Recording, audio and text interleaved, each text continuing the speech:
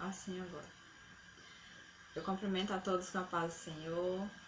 Bom dia para quem está acordando agora, para aqueles que vão estar acompanhando aí pela live mais tarde, né? O Senhor a todos, que o Senhor venha nos abençoar nessa manhã de domingo, nesse dia que Ele preparou para nós.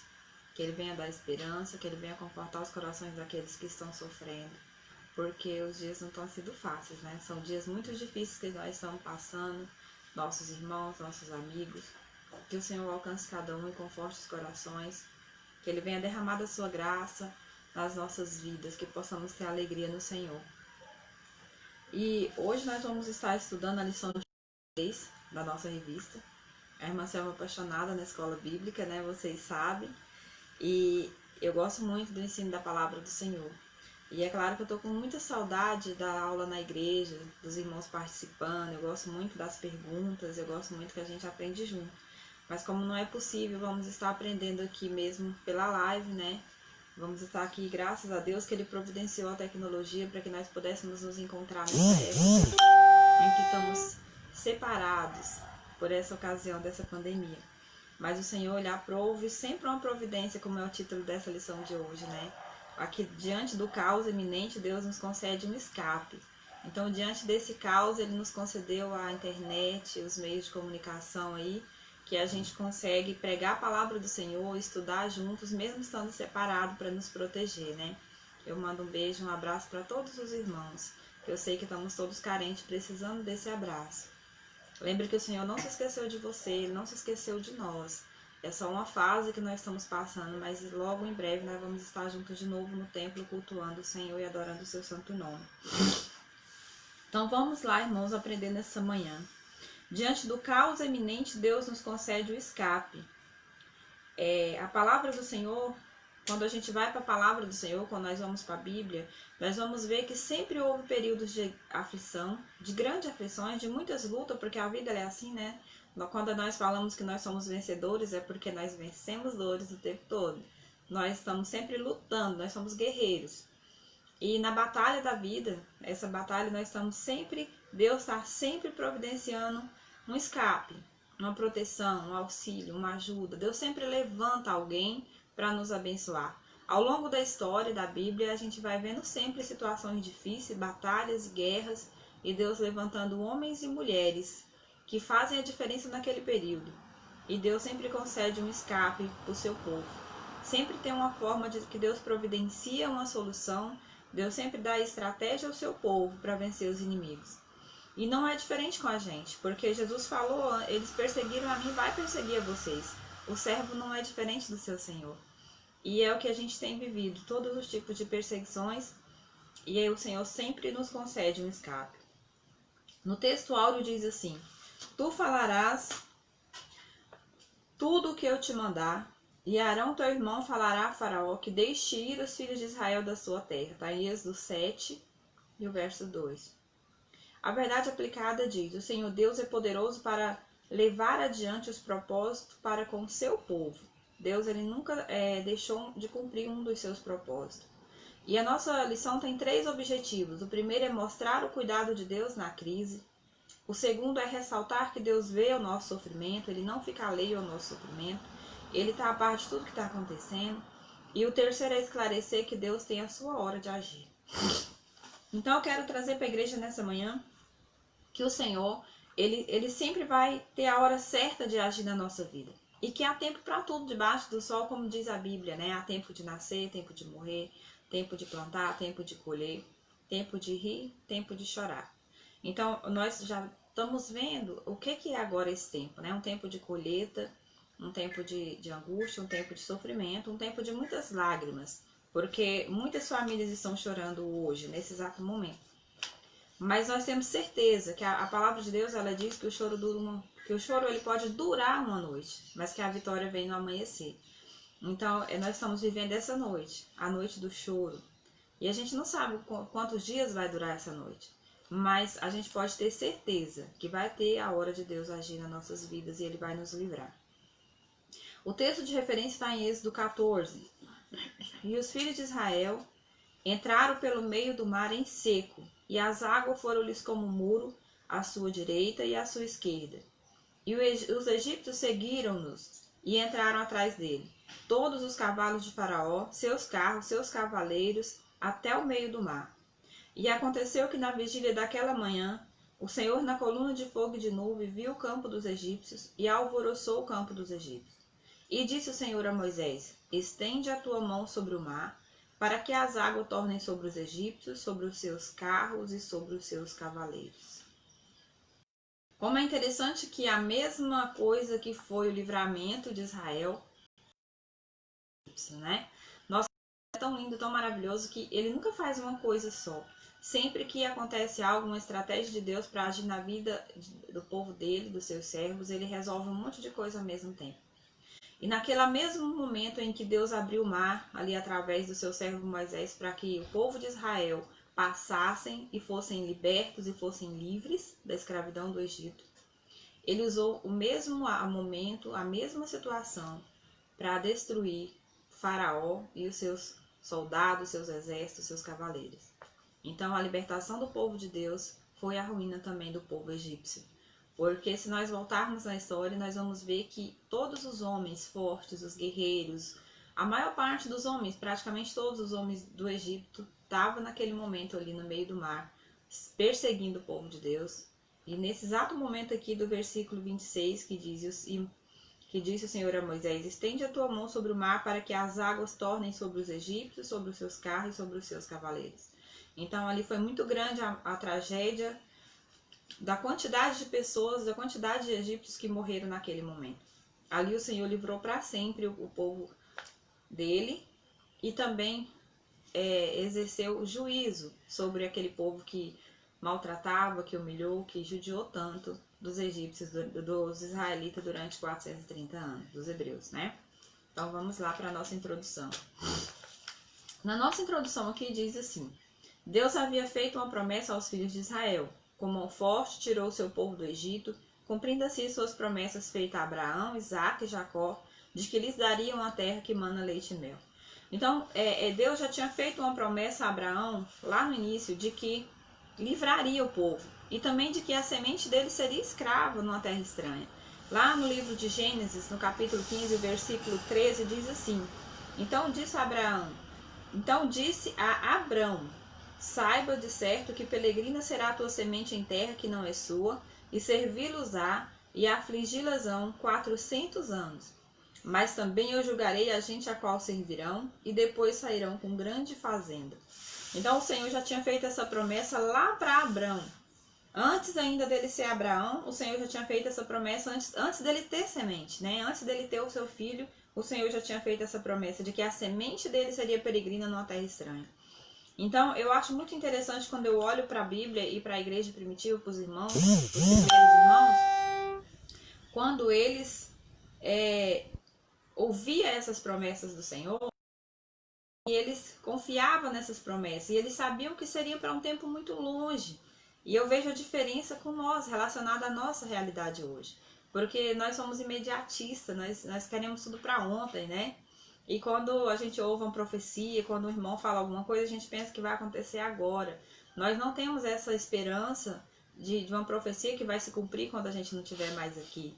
De uma profecia para a nossa descendência, para a nossa semente. Eu penso que nós temos que resgatar isso, né? De abençoar nossos filhos, nossas netas, nossas gerações.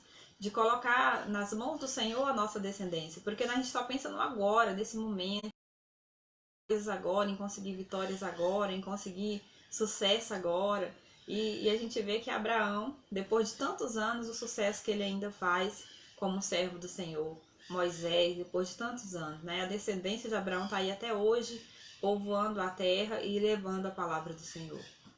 E que a gente possa ter essa esperança de consagrar os nossos filhos ao Senhor, para que daqui 200 anos, 300 anos, eles estejam aí, levando a palavra do Senhor, sendo instrumento de Deus na terra.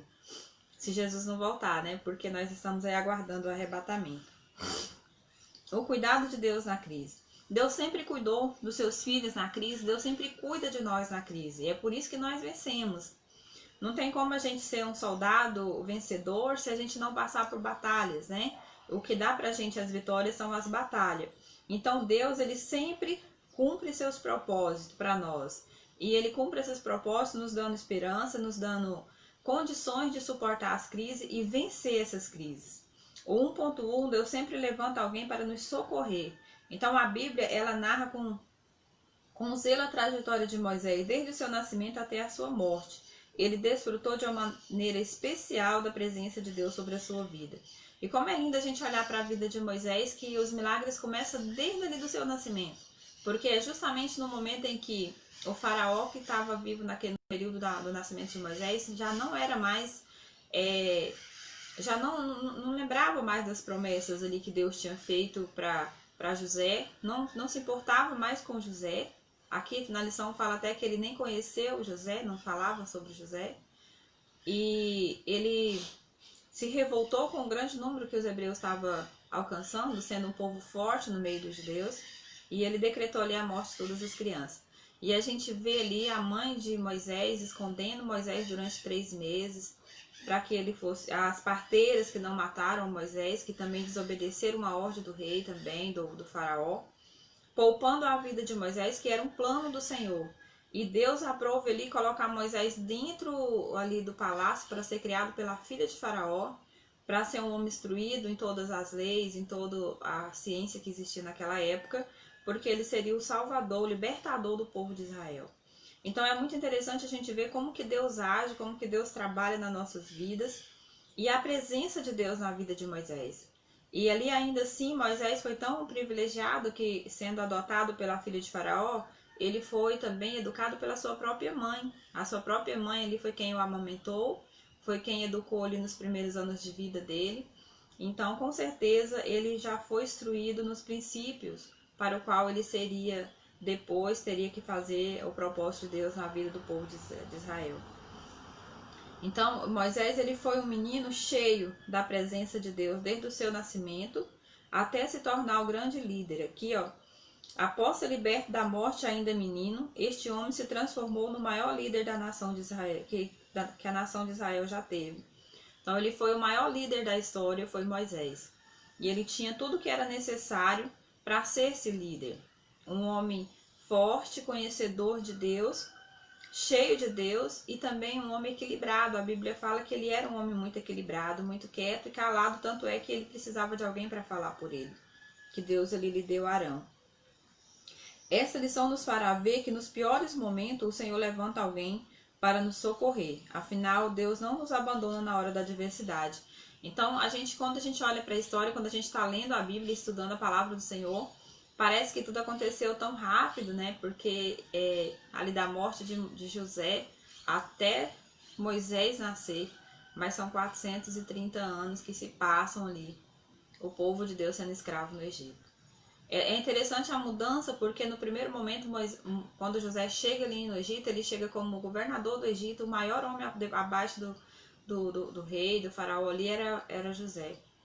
E 430 anos depois, todas as gerações que nasceram ali da descendência de José eram escravos, que trabalhavam ali na fábrica de tijolos para as grandes construções do Egito, que a gente vê que no Egito tem muitas construções, foram todas feitas com trabalho escravo do povo hebreu, do povo que sofria amassando barro com os pés.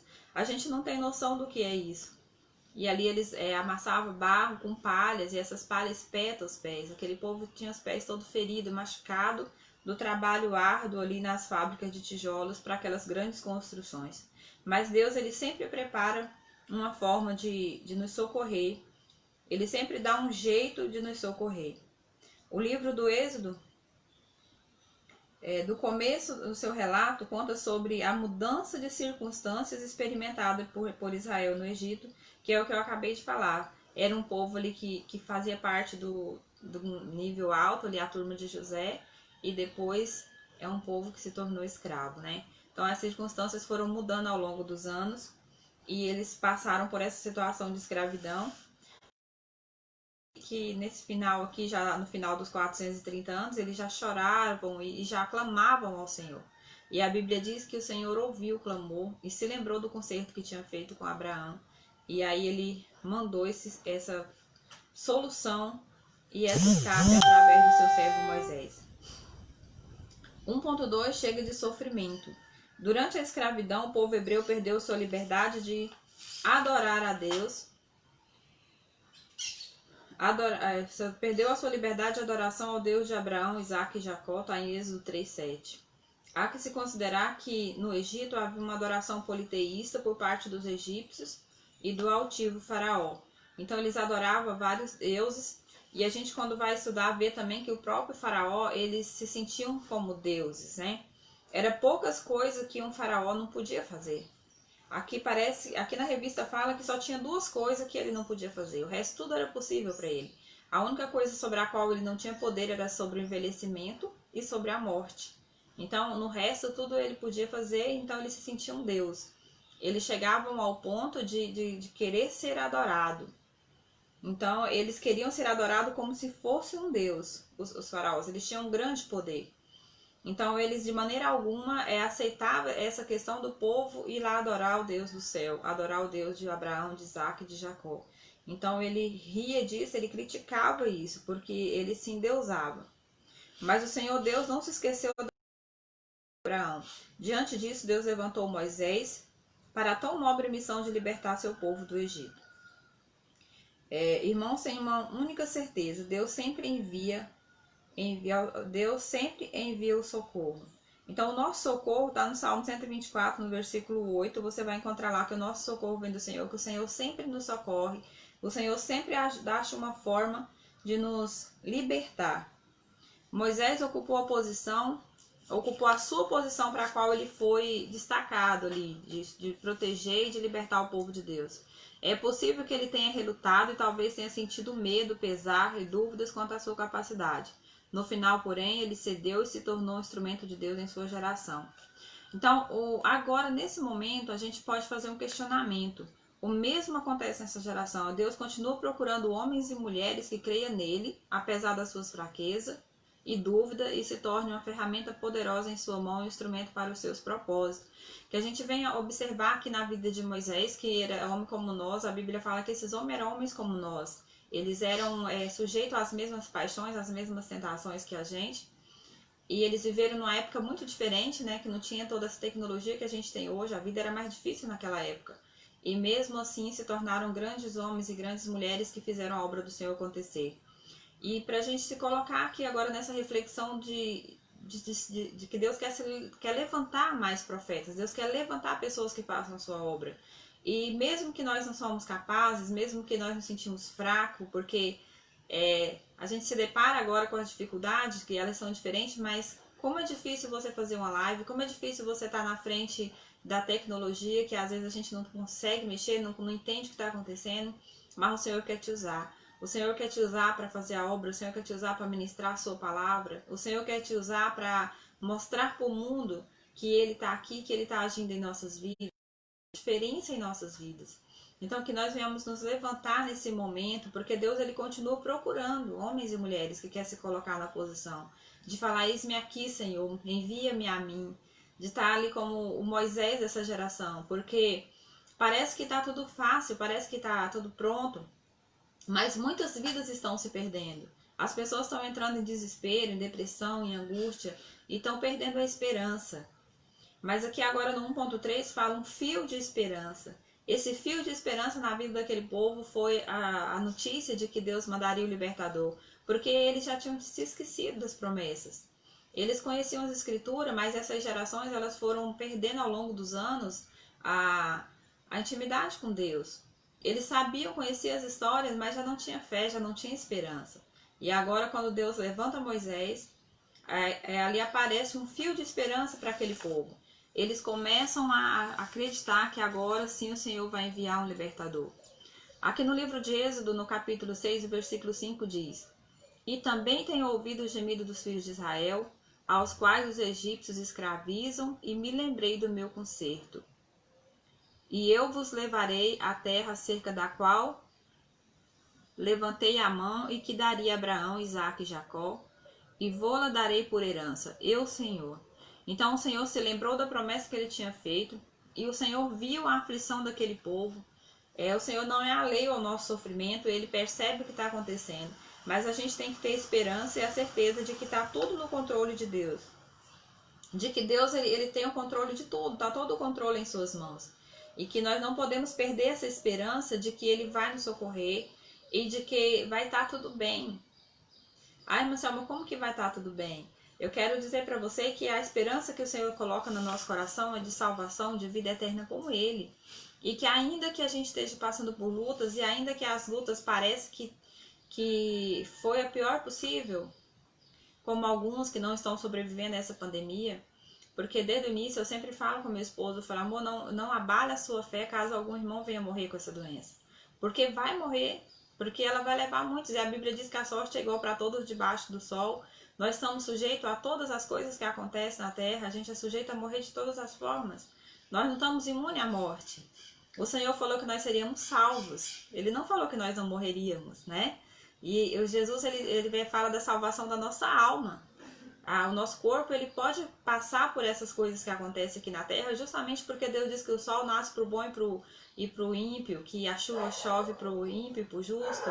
Então nós não estamos livres dessas coisas que acontecem. Pode acontecer, mas que a nossa fé não venha a ser abalada, porque a nossa esperança é na eternidade. É na eternidade que nós vamos ter a salvação com Cristo. É a eternidade com Deus. Ali, quando aqueles amigos de Daniel seriam lançados naquele fornalha ardente, eles sabiam que o fogo ia consumir, que eles iam morrer. Mas eles tinham uma esperança muito grande, certeza, total certeza, de que Deus os acolheria e que eles descansariam no Senhor.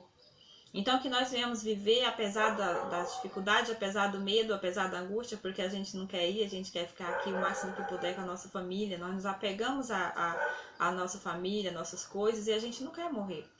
Mas que nós possamos ter essa esperança de que se a gente morrer, a gente vai estar tudo bem, vai estar com o Pai, vai estar salvo, vai estar na presença do Senhor. Não é fácil de entender isso, mas que nós temos essa esperança, esse fio de esperança de que o Senhor ouve a nossa angústia e de que Ele manda um escape para nós sempre que precisamos. Não existe nada impossível para o nosso Deus, pois Ele trabalha com propósitos específicos em tudo que Ele faz.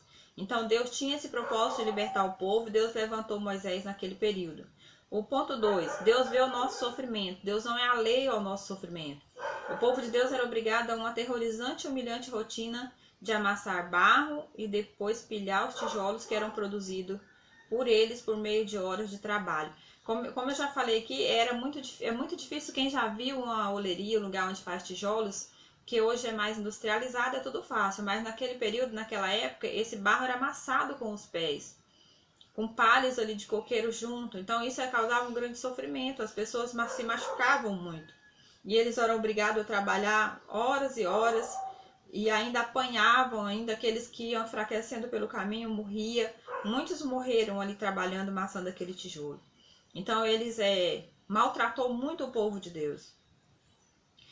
2.1, um povo marcado pela dor. É impressionante como o povo de Deus é perseguido. Satanás sempre levantará alguém para tentar nos parar. No Egito ele usou Faraó para tirar a paz do povo de Deus. Aliás, não restam dúvidas de que Faraó era um homem terrivelmente cruel. Então, quando a gente vê, às vezes a gente lê na Bíblia lá, quando fala que Deus endureceu o coração de Faraó para não deixar o povo ir. Mas aí a gente fica questionando, né? Mas por que Deus endureceu o coração de Faraó?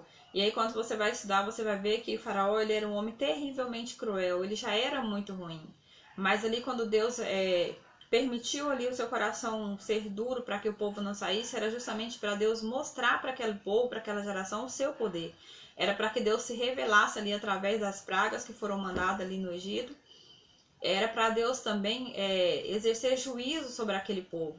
Aquele povo que massacrou os egípcios, agora eles iam sofrer as consequências de ter maltratado o povo de Deus durante 430 anos. E agora o juízo de Deus era sobre eles, que foram as 10 pragas que Deus mandou ali no Egito. Então, a gente pode ver que este sábio hebreu armazenou o cereal, que daqui está falando a respeito de José. Este faraó não conheceu a José, que havia salvado todo o povo do Egito e da morte. Então, este homem sábio que salvou o povo do Egito da morte foi José. Esse faraó não conhecia, que é também o que eu já falei, ele não conheceu. E por isso ele não estava nem aí com o povo. Ele judiou do povo, aqui ó, que foi indispensável para destruir todo o povo egípcio durante anos. A par disso, Deus irá orientar Moisés com consistente promessa de libertação. Diante disso, Satanás não poderia parar o povo de Deus. Mas não devemos esquecer que Deus estava observando toda a maldade de Faraó contra o seu povo. Então você que está sofrendo, eu quero dizer para você nesta manhã que o Senhor está vendo. O Senhor está vendo o seu sofrimento, o Senhor está vendo a sua angústia, Ele está aí cuidando de você. É só você se apegar a Ele. Quando a gente se apega ao Senhor, Ele faz a diferença nas nossas vidas. Quando nós nos entregamos a nossa vida ao Senhor, Ele muda a circunstância da nossa vida. E às vezes, quando a circunstância não é mudada, eu costumo falar também para as pessoas que Deus, às vezes, Ele usa a circunstância para mudar nós, para mudar o nosso interior, para mudar a nossa maneira de ver. Porque quando eu mudo todo mundo ao meu redor. Eu costumo dizer também que nada muda se você não mudar. Então a gente muda o mundo mudando primeiro a gente. Quando eu mudo o meu comportamento, todos os outros ao meu redor vão mudar também. Então essas circunstâncias, às vezes, Deus permite para que nós venhamos ser moldados, para que nós venhamos ser da maneira que Deus quer que a gente seja, para que a gente possa fazer a diferença na nossa geração. Mas não devemos esquecer que Deus estava observando toda a maldade de Faraó contra o seu povo. Apenas duas coisas, que é o que eu já falei aqui, né? Eu falei um pouco antes, apenas duas coisas não eram possíveis ao imperador, que era o envelhecimento e a morte. Então eles presumiam serem Deus, eles se achavam Deus, porque eles podiam tudo. Para os egípcios, o faraó era objeto de culto e sua pessoa era sagrada. Então ele se sentia o próprio Deus. A dureza do coração de Faraó tinha uma origem no juízo divino. Deus endurecera para ensinar a todos os povos que Faraó não era Deus, nem filho de Deus, e sim apenas um ser, apenas um governante humano. Está lá em Êxodo 7, do versículo 3 ao 5. Então Deus permitia isso para mostrar para o povo que o Faraó não era Deus e nem filho de Deus, que ele era apenas um governante humano, que poderoso era Deus do céu, Deus que fazia as coisas acontecer e não o Faraó. O 2.2, prepare-se para viver o que o Senhor quer que você viva. Então nós temos que nos preparar para viver as promessas do Senhor na nossa vida. Muitas vezes, eu ontem estudando a palavra aqui e ouvindo o pastor, que a graça é de graça, mas não é barata. E às vezes a gente acha que a graça, ela é barata, e ela não é. Eu tenho que me preparar, não só para a salvação, porque às vezes a salvação você consegue ela mesmo que você não tenha obras. Mas a gente tem que se preparar para fazer a diferença e fazer a vontade do Senhor aqui. E qual é a vontade do Senhor? É que a gente consiga ministrar a sua palavra e ganhar almas para o Senhor. Porque esse é o tesouro de Deus. A Bíblia diz que uma alma vale mais do que todos os tesouros do mundo. Então que almas, que vidas venham a ser alcançadas através das nossas vidas. É isso que o Senhor quer de nós. E que nós estejamos preparados para que quando o Senhor preparar uma situação, eu esteja em condições de assumir a posição para a qual Ele me separou. Diante da recusa de Faraó, era hora de Deus mostrar quem de fato governava. Então Deus envia 10 pragas sobre o Egito, mostrando quem é o Senhor. Afinal, Faraó tinha questionado Moisés quando este disse que o Deus de Israel havia ordenado: deixa ir o meu povo, está em Êxodo 5, do 1 e o 2. Então, como eu disse, ele se sentia Deus. Então, como que ele ia ouvir uma ordem de alguém? Aí chega ali Moisés e fala para ele que Deus, o Senhor dos céus, ordenou. Então, essa questão para o faraó era terrível para ele, porque ele não aceitava a ordem de ninguém. E o Senhor deu a ordem ali para ele: deixa ir o meu povo. E ele se sentia dono do povo hebreu, porque o povo que viveu ali, eles achavam que o povo hebreu vivia de graça, cresceu ali dentro do Egito e que devia trabalhar como escravos agora para ele. Então ele considerava que era dele aquele povo.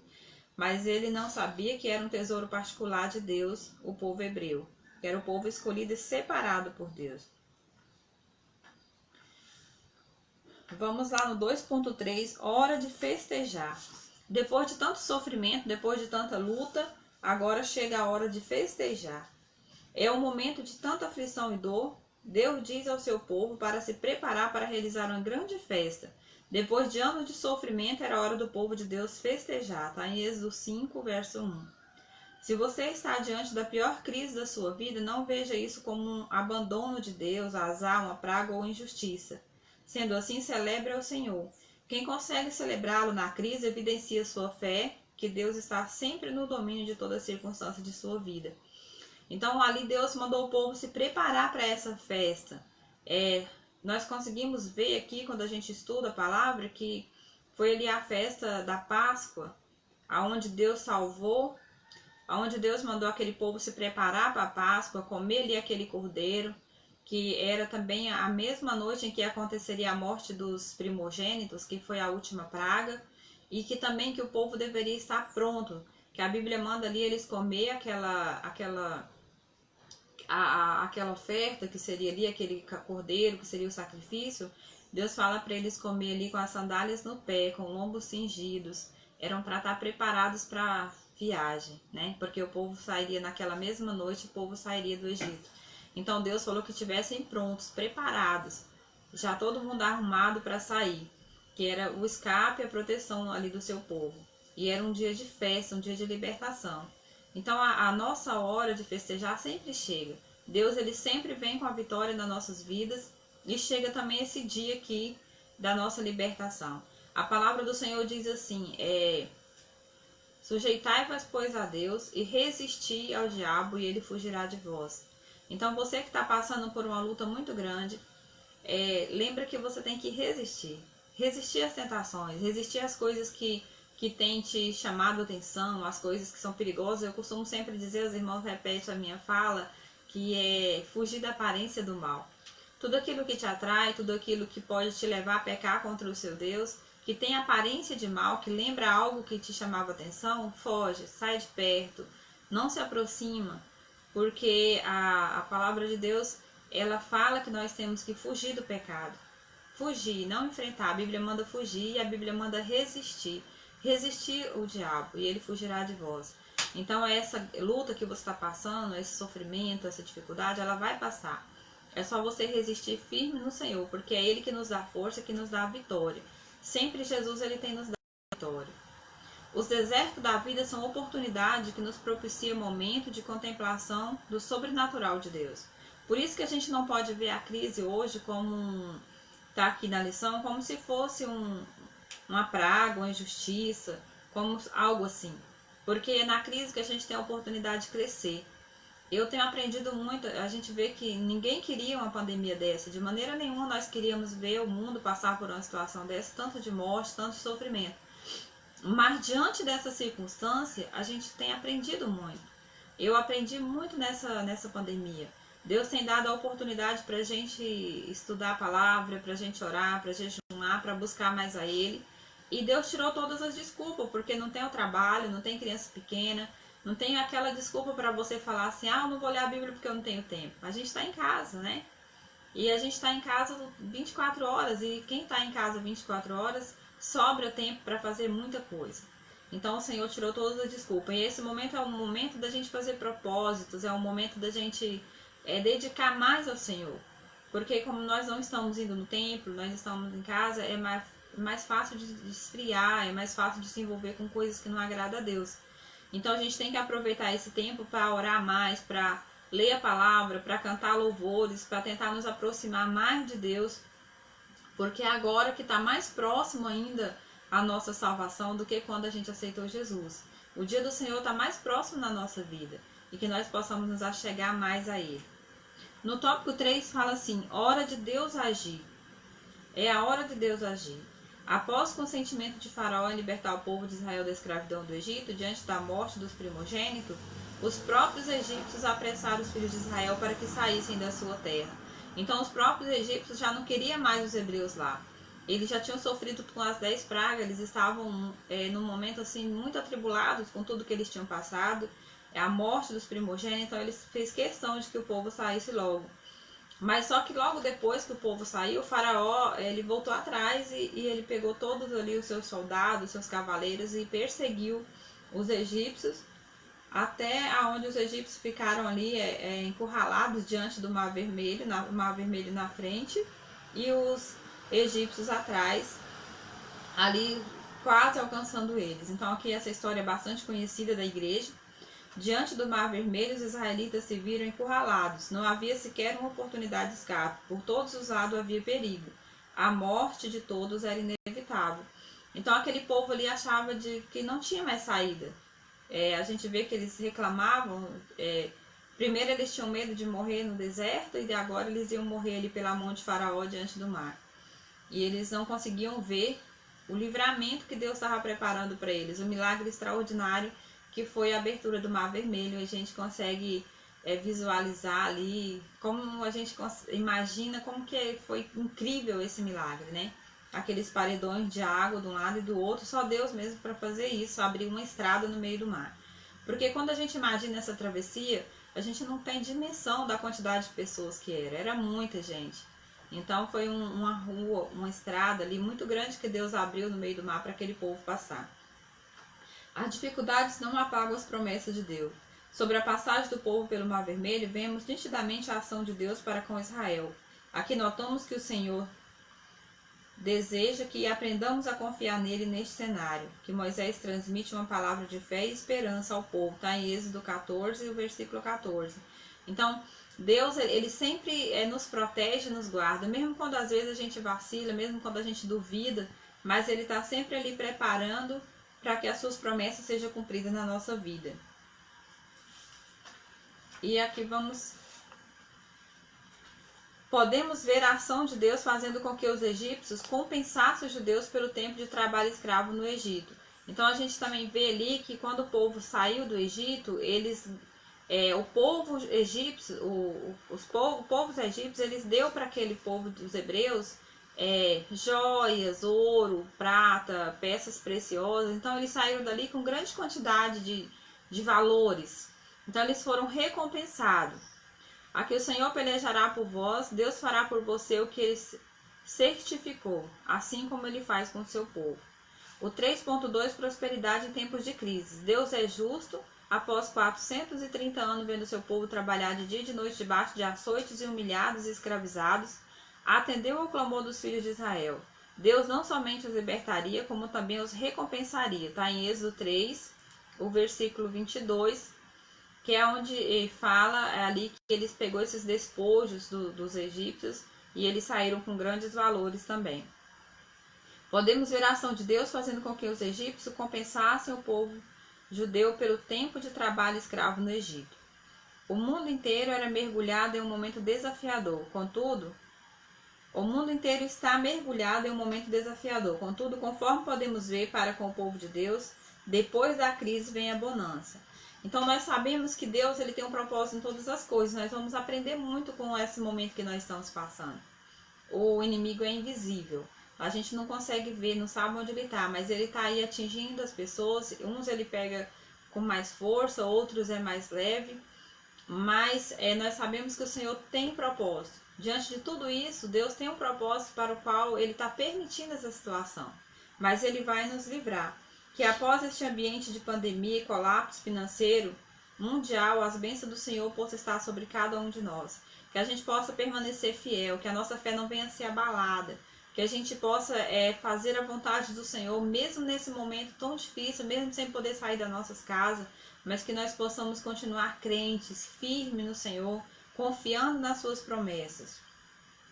3.3, Deus tem o controle de tudo em suas mãos. Então a gente não pode esquecer disso. Que o nosso Deus, ele está atento. Quantas pessoas agora estão falando assim, mas Deus não está vendo o sofrimento do povo, Deus não está vendo? Deus está vendo sim. Deus sabe de todas as coisas, por isso ele tem permitido acontecer isso. Porque o coração do homem tem se endurecido muito, o homem tem se afastado de Deus, o homem está como o faraó, achando que é Deus, achando que tem poder sobre tudo. E eles não são. A gente tem que ver que nós somos humanos e dependentes do Senhor. O que fazer depois que surgem as primeiras crises? À frente o Mar Vermelho, atrás Faraó e seu exército enfurecido. Realmente era uma situação bem complicada. A Bíblia nos descreve que Faraó reconsiderou sua decisão de libertar o povo de Israel. O povo de Israel ficou desesperado diante da destruição iminente. Estava em um beco sem saída, ficara apavorado diante de tamanha crise. Moisés mostra que, de fato, havia aprendido a confiar em Deus. Ele diz, não temais, estais quieto e vede o livramento do Senhor que hoje vos fará. Não temais, estai quietos e vede o livramento do Senhor que hoje vos fará. Está em Êxodo 14, o versículo 13. Então Deus foi fiel à sua palavra, livrando o seu povo, conduzindo até a terra prometida. Creia que Deus entrará com providência, abrindo o mar para entregar a vitória em suas mãos. Então aqui Moisés ele animou o povo, mandou o povo ficar quieto, porque eles veriam o livramento. Então foi um livramento extraordinário. Acho que a passagem mais bonita que a gente encontra na Bíblia de livramento, a abertura do Mar Vermelho, é uma passagem muito bonita, muito linda, aonde ali Deus liberta o seu povo e também executa o juízo contra os egípcios, destruindo todos eles ali. Após eles estarem terminando de atravessar o Mar Vermelho, os egípcios estão no meio do mar, no meio daquela estrada que Deus abriu. E Deus ordena ali a Moisés, e Moisés estende a sua vara de novo ao mar, e o mar mata ali afogado todos os egípcios que estavam no meio do mar. Então foi uma forma de Deus ali também executar o último juízo que ele teria sobre os egípcios. Todo o universo está no controle de Deus. Tudo em maior harmonia e nada foge à sua atenção. Então, por mais que pareça que não está, por mais que pareça que Deus não está vendo, nós temos que confiar que o Senhor está vendo sim, está tudo sob o controle dele.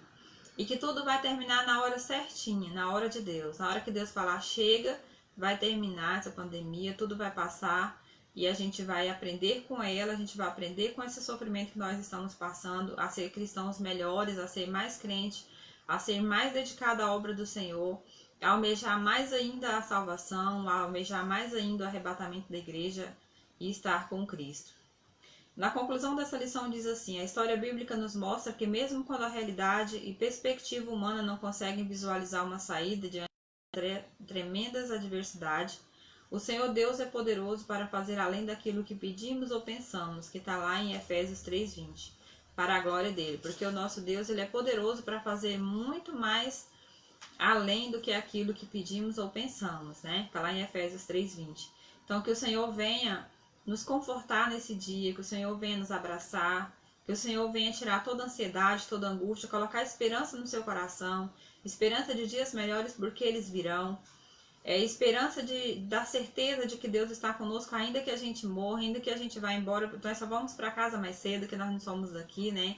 Se Deus o livre acontecer com algum de nós, a gente só vai estar indo embora para casa mais cedo, porque nós somos cidadãos do céu. Mas ter essa esperança e confiança no Senhor, porque Ele cuida de nós. Nós somos imediatistas, eu falei no começo, e a gente não pensa nessas promessas a longo prazo, como foi aqui que Deus falou com Abraão, né, que resgataria o povo. Então, mais uma vez, eu quero falar para os irmãos que nós venhamos colocar os nossos filhos, nossos netos, nossa geração, nossa descendência nas mãos do Senhor, para que o Senhor venha abraçá-los e para que eles sejam o povo de Deus do futuro, que leve a palavra do Senhor, que sejam salvos, que os nossos filhos sejam abençoados e desfrutem das promessas que o Senhor colocou nas nossas vidas. Eu louvo a Deus pela vida de cada um dos irmãos e eu quero agradecer a Deus por essa oportunidade de estarmos juntos aprendendo a palavra do Senhor e que você tenha certeza que o Senhor não nos desampara e que o Senhor ele sempre prepara para nós um escape do caos iminente. Parece que tudo acabou, parece que não tem mais jeito, parece que é o fim, mas pode ter certeza que o nosso Deus tem um propósito e Ele vai preparar uma saída para nós, porque nós somos vencedores. A Bíblia diz que nós somos mais do que vencedores. E eu louvo a Deus pela vida de cada um de vocês. E nós terminamos a nossa escola bíblica em nome de Jesus. Amém.